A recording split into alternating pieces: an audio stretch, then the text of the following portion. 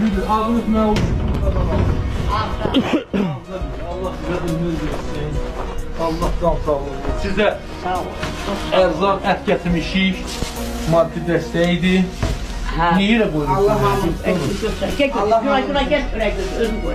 Yerə qoymadın, vur görə, insan. Adam hörmətlə yanaşa çörəyə. Ay, 40 dəfə yardımını istəyirsiniz.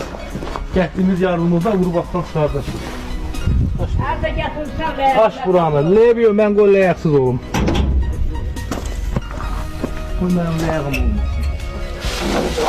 Çörəyi əlində saxlamağı bilmirsən, yerə qoy. Yerə qoydun, olmaz.